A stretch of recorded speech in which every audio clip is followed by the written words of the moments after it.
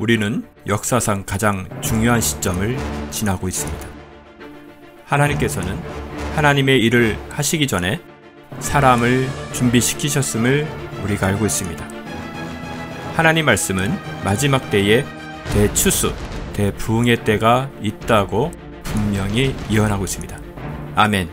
하나님의 말씀이 그대로 성취될 것을 믿습니다. 예레미야 눈물은 잠자는 교회와 영혼을 깨우기 위해 노력하고 있습니다. 이 가슴 뛰는 일에 함께 하길 원하시는 분은 카카오 채널로 연락 주시기 바랍니다. 당신은 위대한 하나님의 사람입니다.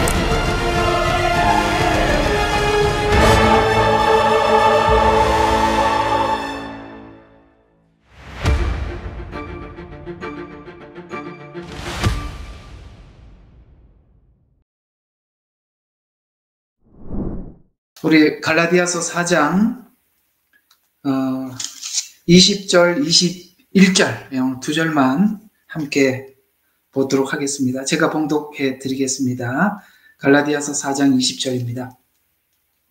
내가 지금 너희와 함께 있으려 하고 또 나의 어조를 바꾸고자 함은 내가 너희에 대하여 의심이 있음이라. 율법 아래 있고자 하는 너희는 내게 말하라. 너희가 율법을 듣지 못하였느냐? 그 다음 이야기는 조금 성격상 다른 이야기라서 오늘 20절, 21절 두 절만 여러분들과 함께 말씀을 읽어드렸습니다. 오늘 이 주제를 이렇게 한번 잡아보도록 하겠습니다. 내가 너희에게 언성을 높이고 하고 싶은 말은 이라는 제목을 가지고 말씀을 나눠보도록 하겠습니다.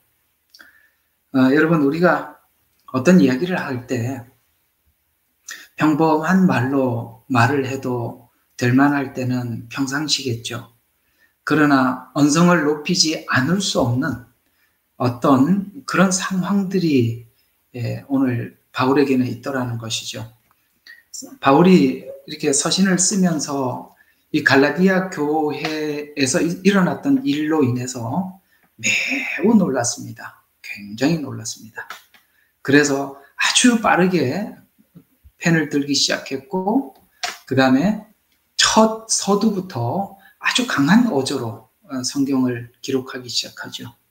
지금까지 쭉 설명을 잘 해오다가 오늘 여기 4장 20절에서는 이제는 도저히 낮춘 말로 말할 수가 없어서 내가 너에게 언성을 높여서 말을 하고 싶다라고 할 만큼 내가 언성을 높이고 하고 싶은 말. 여러분, 누군가가 평범한 이야기로 잔잔한 말로 잘 해주다가 갑자기 이렇게 목소리를 높이고 언성을 높이면 이렇게 시선이 가고 귀가 기울여지지 않겠어요? 오늘 언성을 높여서 하고 싶은 말이 뭔지 우리 한번 들어보도록 하죠. 이게 왜 얼마나 심각했으면 이렇게 말을 해야만 하는 건가? 오늘 여기 20절을 보면 내가 지금 너희에게 함께 있으려는 나의 어조를 바꾸고자 하면, 이제 다른 성경에는 언성을 높인다 이렇게 나와 있는데요. 어조를 바꾼다. 이것은 내가 너희에 대해서 정말 의심이 있다. 이렇게 이야기를 하고 있습니다.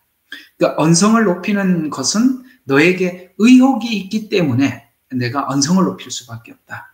왜냐하면 우리를 지금 바울이 전했던 그 믿음으로 구원을 받고 믿음으로 의롭게 되는 이 복음을 너희들이 처음에 굉장히 기쁘게 받아들였고 나하고 굉장히 밀착된 관계 속에서 너희들은 진정한 변화가 있다가 갑자기 어느 순간 이들이 돌변한 것은 바울이 전했던 복음이 아닌 뭔가 이상한 복음을 잘못 받아들임으로 인해서 처음에는 이들이 잘 가다가 갑자기 멈춰서 지난날 바울이 전했던 복음조차도 의심을 할 만큼 지금 달라졌다는 것이죠.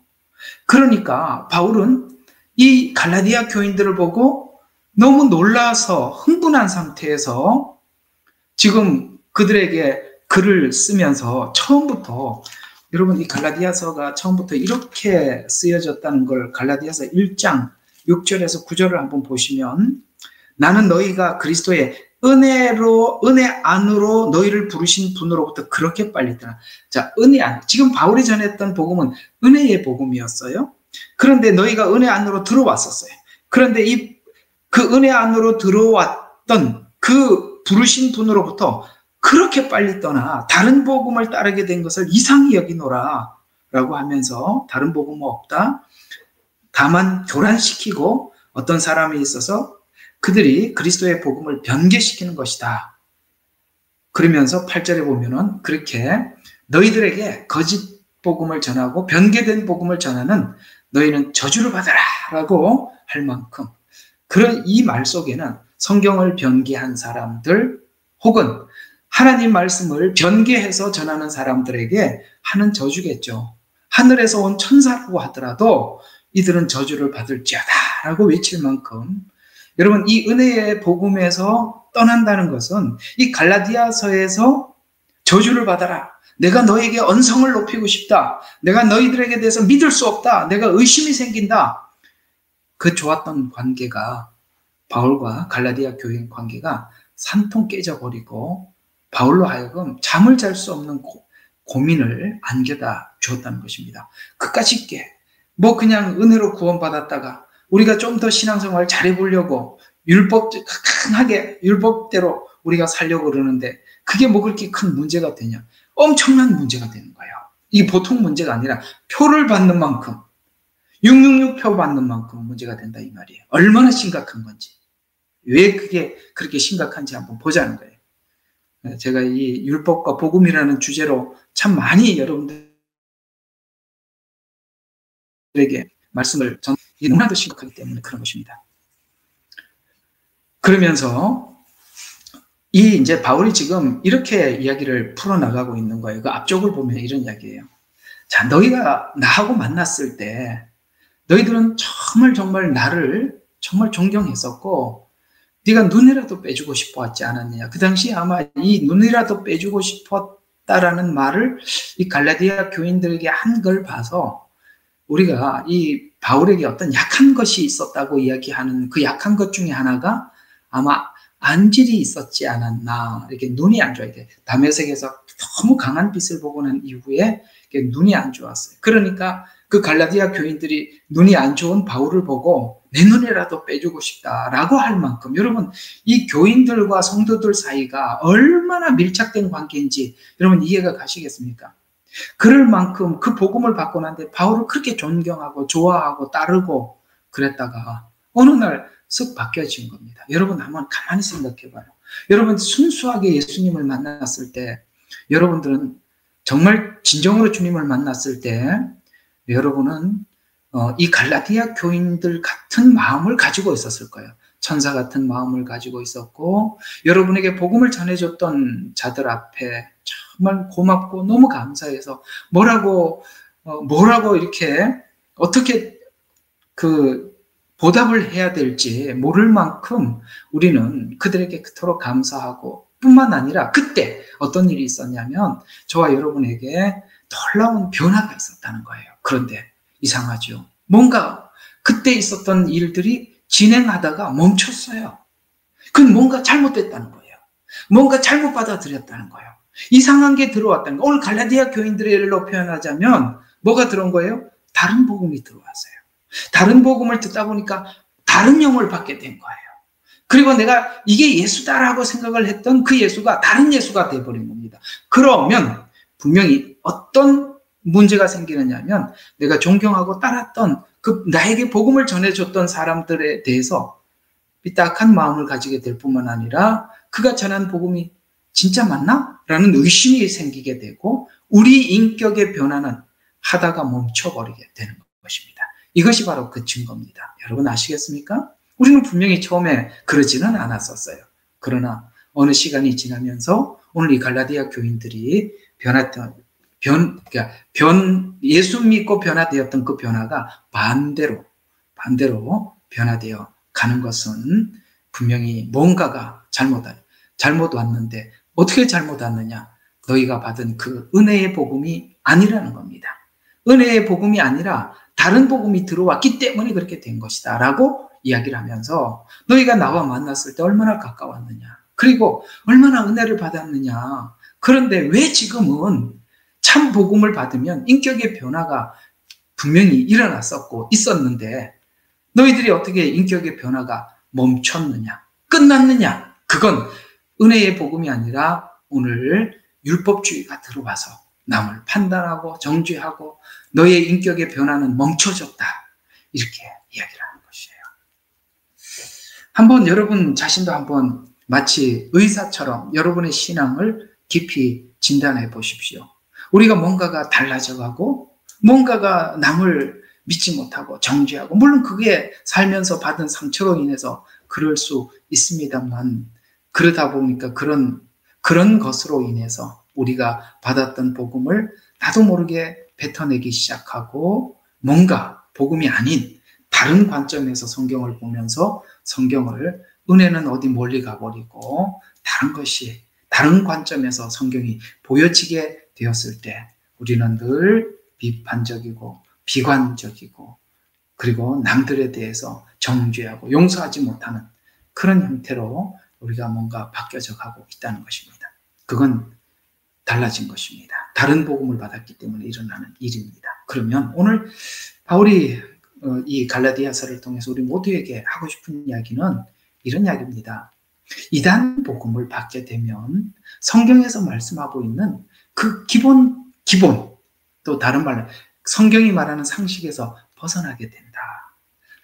이단 복음은 마치 이런 것과 같아서 네가 변화되지 않았는데도 변화된 것처럼, 내가 지금 문제가 있는데도 문제가 없는 것처럼 그렇게 이야기를 해줘서 너를 변화되지 않고 그리스도 안에서 변화되지 달라지지 않는 너를 저 높은 곳에 마치 구름 위에다가 올려놓은 것처럼 한 계단씩 올라가서 거기 올라간 것이 아니라 너는 그냥 손오공이 구름을 타고 올라가서 내가 높은 곳에 있는 것 같이 그런 허황된 자리에 너를 올려놓고 잘한다, 그것이 바로 그리스도께서 너에게 주신 축복이다 라고 이야기를 하니까 자기 하나님께서 하시고자 하는 내면의 변화는 전혀 없고 그냥 막막한 마취가 된 사람처럼 그렇게 된 것은 지금 은혜가 그렇게 우리에게 그렇게 작업을 하지 않는다. 은혜는 매일매일 우리의 약한 부분들, 우리의 죄성들을 지적을 하면서 하나님의 은혜를 심어주고 자극하고 조금 우리 여러분 있잖아요. 죽은 신경 살릴 때 어떻게 살아요? 신경을 조금씩 자극하면서 조금씩 신경이 살아나서 그것이 나중에는 뭐예요? 점점 가속이 붙어서 빠르게 이렇게 변화되어 가지 않습니까? 이것이 바로 성경이 말하는 변화예요. 이것이 말하는 성경의 변화인데 너는 그런 과정 없이 갑자기 저 구름 위에 네가 올라가서 마치 정상에 섰는 것처럼. 그리고 보니까 바울은 그들에게 복음을 전할 때 그렇게 전하지 않고 이 복음은 십자가를 져야 하는 것이고 주님께서 걸어가셨던 그 골고다 언덕을 올라가면서 그 안에서 주님과 교감하고 주님과 하나가 되어서 그렇게 조금씩 우리 옛날에 복음성가에 매일매일 조금씩 매일매일 변화되죠 라고 말하는 것처럼 그런 변화가 있어야 하는데 너희는 지금 그런 과정 없이 지금 완전히 마취된 어떤 사람처럼 거기에 올라가지 않느냐. 내가 전한 복음은 그런 이야기가 아니었는데 너희가 지금 착각하고 있는 것은 내가 전한 이 은혜의 복음이 아닌 다른 복음을 받았기 때문이다 라고 지금 이 갈라디아 교인들에게 함께 지적을 하면서 내가 너희들에게 굉장한 의심이 있다라고 이야기하는 것입니다. 무슨 말입니까? 여러분, 신앙이란 한 걸음 한 걸음 그리고 땀을 흘리고 또 눈물을 흘리고 그렇게 내가 마음속에 피부 깊은 곳까지 그 십자가를 진하고 강하게 느끼지 못하고 그걸 그러니까 내가 받아들이지 못하고 그걸 감지하지 못하고 소화하지 못하고 간 것은 거짓이라는 거예요. 여러분, 우리가 골고다 길을 걸어가셨던 예수님과 같이 그 길을 올라가 보지 않고 그것이 우리를 위해서 주님께서 무엇을 참으셨는지 사람들이 다 예수님을 십자가에 못 박으라고 외칠 때 예수님은 어떻게 했습니까? 그걸 받아들이지 않습니까? 왜 받아들여요? 우리를 생각해서 받아들여요. 만약에 예수님 홀로 그렇게 했더라면 그들을 가만히 두었겠습니까? 그러나 예수님은 저와 여러분을 계속하기 위해서 그 모든 모진 고통들, 그 마음에 사람들로부터 당하는 외면, 이것까지 다 감수했다는 거예요. 우리 역시 그걸 감수하면서 주님의 마음을 읽게 되고 주님의 마음을 읽게 될 때 그 은혜가 우리 속에 마음속에 자리 잡게 되고 그 이후부터 죄와 우리가 적극적으로 우리 자유의지가 죄와 싸워서 이겨가야 하는데 율법주의는 아니라는 거죠. 그런 것 하나도 없이 내 자신의 설득 없이 갑자기 올라서서 야 그거 너 구름 위에 올라가는 거 아니냐? 너 계단을 밟고 올라갔느냐? 라고 그렇게 묻고 있는 것입니다. 왜냐하면 바울 자신도 그렇게 하나님이 한 걸음 한 걸음 올리더라는 거예요.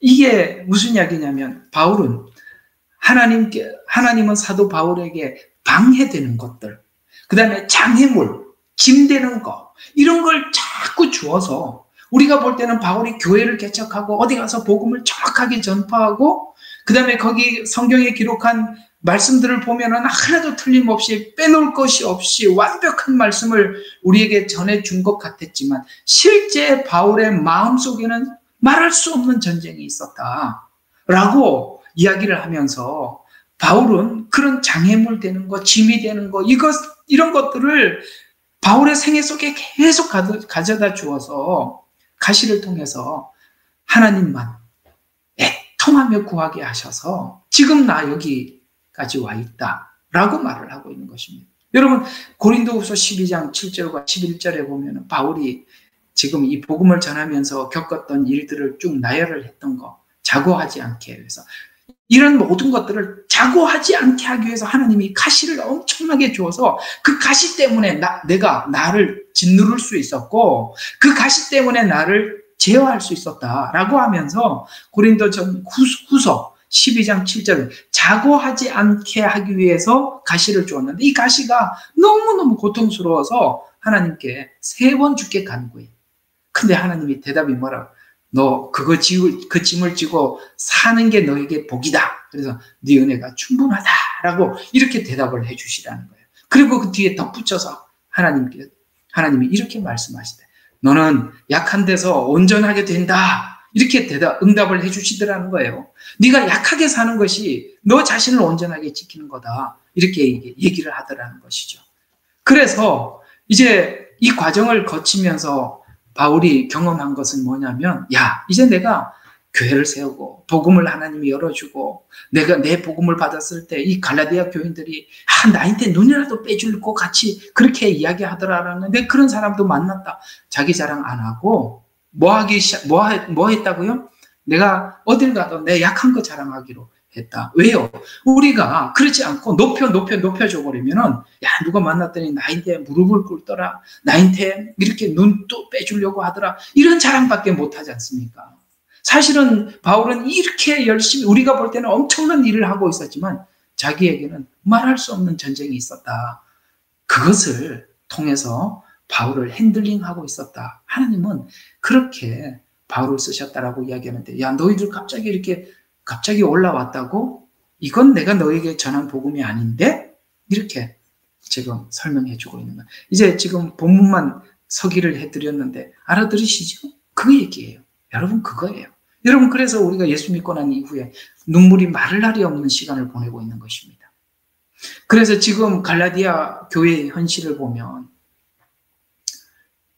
전에는 이렇게 바울을 그렇게 따랐던 그들이 이제는 바울이 그 갈라디아 성도들을 향해서 의심을 가지게 될 지경까지 이르러서 이제 바울이 묻습니다. 누가 너희를 꿰어서 이 지경까지 만들었느냐? 분열하게 만들고 바울을 의심하게 만들고 누가 이렇게 만들었느냐라고 질문을 하고 있습니다. 그러면서 바울이 그들에게 이야기를 하게 하는 것은 내가 이렇게 마음껏 이곳 저곳 정말 저북방 얼음산과 오대양, 뭐 산호섬, 뭐 이렇게 하면서 그 전도와 선교의 노래가 있듯이 바울이 1차, 2차, 3차 우리가 볼 때는 기가 막히는 거 아니에요? 그 당시에. 그 다니면서 그 엄청난 일을 할 때 그가 하나님께서 막 응원하고 막 도와주고 그 다음에 뭐 하여튼 막 힘을 북돋워 주고 이렇게 해서 그 다음에 로마 시민권자이기 때문에 어디를 가도 길이 팍 열리고 그렇게 일한 게 아니라 하나님께서 가시를 줘서 그 일을 하게 했다. 이렇게 말씀하고 있는 거예요. 어때요? 우리는 반대잖아요. 하나님, 미국 시민권을 줘서 어디를 가서도 나 미국 시민권자야 라고 이렇게 꺼내게 해주세요. 나는 유엔에서 일하는 사람이야. 혹은 나는 뭐 이런 뒤에 백그라운드가 있어. 그러므로 내가 마음껏 일할 수 있어. 우리 그렇게 생각하죠. 아니요. 전혀. 저는 이 말 굉장히 공감이 가요. 설교하죠. 이게 아이고 내가 참 이 말이 이해가 안 돼. 시민권 이런 것들이 자기를 그렇게 한 것이 아니라 옥에 갇히게 했던 거, 핍박받는 거, 오해받는 거, 육체의 가시, 실패 이런 일들을 통해서 바울을 하나님은 사용했었다라고 이게 바로 바울에게 요구한 하나님의 방법이었다라고 그렇게 말씀하고 있는 것입니다.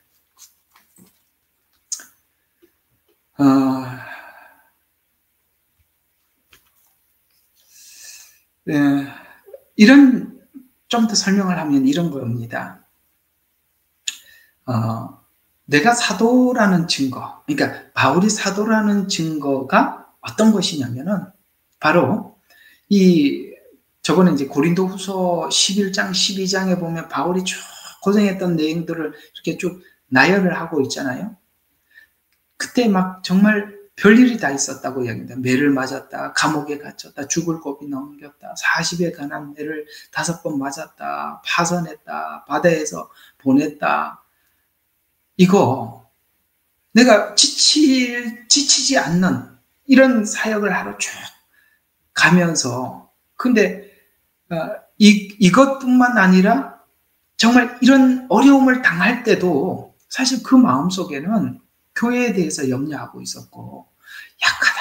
누가 약하다는 얘기 소식을 들어보면 그 약한 사람 때문에 참 자기도 약하고 그 다음에 누가 뭐가 안 된다 그러면 애타하고 이런 것 그리고 뿐만 아니라 이제 가서 복음을 전하다 보니까 바울을 잡으러 온다는 소식을 듣고 이 다메섹에 가서 광주리를 타고 도망을 가야 할 만큼 그는 불안하게 그 짧은 시간에 언제 내가 이 사람들과 헤어질지 모르니까 그 불안한 마음에 막 진심으로 열심히 복음을 전하는데 사람이 잡으러 오니까 성벽을 광주리 타고 도망가고 내가 이게 하나님이 나를 사용하는 방법이더라 라고 이야기를 하고 있는 것입니다. 그래서 이 고생이 사도인 증거다. 그들이 그 거짓 복음 전도자들이 그들이 그리스도의 일꾼이냐라고 질문을 하면서 하나님께서는 사실 우리를 쓰실 때는 우는 것, 한숨 쉬는 것 그런 걸 통해서 하나님이 쓰시더라라고 말씀하고 있는 것입니다. 하나 더 말씀을 드리면 이런 이야기가 되는데요. 드러나게 하나님께서 바울을 쓰신 것보다 사실은 감추인 것을 가지고 하나님은 바울을 쓰셨다라고 이 바울은 그렇게 증언하고 있는 셈입니다. 드러나는 것 하면 여러분 우리 신약 성경에 있는 서신에 이 제목들이 있잖아요. 예를 들어서 고린도 전후서는 고린도 교회죠. 갈라디아 교회죠. 에베소 교회, 골로새 교회, 히브리 교회. 이거 다 누가 세운 거예요? 데살로니가 교회. 다 바울이 세운 거잖아요. 그러니까 우리는 바울이 볼 땐 열심히 해서 이렇게 많이 교회를 세웠다라고 우리가 외형적으로 볼 때는 바울이를 하나님이 참 위대하게 쓰셨구나라고 하지만은 바울은 사실은 그렇게 보이는 걸로 쓴 게 아니라 보이지 않는 내 안에 전쟁 이것이 하나님이 나를 쓰게 한 것이다라고 그렇게 이야기를 하고 있는 것입니다. 그래서 하나님은 우리에게 보여지는 걸 가지고 더 크게 만들어라 라는 것보다 하나님께서 우리의 심적으로 당하는 고난과 고통을 통해서 쓰시지요. 이 방에서 이제 우리 김 집사님도 참 많이 애쓰시고, 저는 이렇게 그저 원래 하나님 부르셨으니까 이렇게 하지만, 하나님이 이렇게 쓰시는 모든 사람들은 말은 하지는 않지만 바깥에 있는 드러난 성과보다 마음속에 울음이 클 겁니다. 눈물도 많고 서글픈 상황도 많고 오해받는 일도 많고. 근데요, 성경은 그렇게 이야기하고 있어요. 그게 나를 달리게 만들었다. 그게 나를 멈추지 않게 했다. 이게 바울의 증언입니다. 어때요? 드러난 증거가 커지기를 기대하십니까? 그 안에 어떤 전쟁이 있는 줄 아셔야 하는 것입니다. 여러분들도 하나님 앞에 이런 사람으로 세워지기를 구하겠지요. 그러나 오늘 제가 드렸던 이 말씀 잊지 않기를 바랍니다. 그래서 도리어 약한 것이 자랑이 되어서 그 약한 것 때문에 내가 더 하나님 앞에 매달릴 수밖에 없는 그런 것으로 변화되기를 바랍니다. 오늘은 언성을 높였던, 화가 났던 그 주제를 가지고 여러분들과 함께 짤막하게 나누어 보았습니다. 기도하고 마치죠. 아버지 하나님, 우리가 자랑할 것은 드러난 실물이 아니라 우리 속에 있는 전쟁을 내가 치르고 있다는 것이고, 그 전쟁을 치르는 과정 속에 나도 모르게 내가 변화되어 가고 있다는 것입니다. 하나님, 요셉을 아버지 하나님 쓰시기 위해서 그를 아버지 하나님 착고에 가두시고 움직이지 못하도록 손과 발을 묶고 아버지 하나님 그 긴 시간을 하나님 앞에 눈물로 세월을 보내게 했습니다. 거기에 얻어지는 내공은 아버지 하나님 겉으로 배워서 얻을 수 있는 것이 아니라 아버지 하나님 그리스도의 그 십자가의 은혜의 강함이 율법으로 하나님을 섬기는 것과 비교할 수가 있겠습니까? 아버지 하나님 더 은혜 안에서 강해지도록 하나님 우리 예능방을 다듬어 주시고 다져 주시옵소서. 예수님 이름으로 기도드렸습니다. 아멘.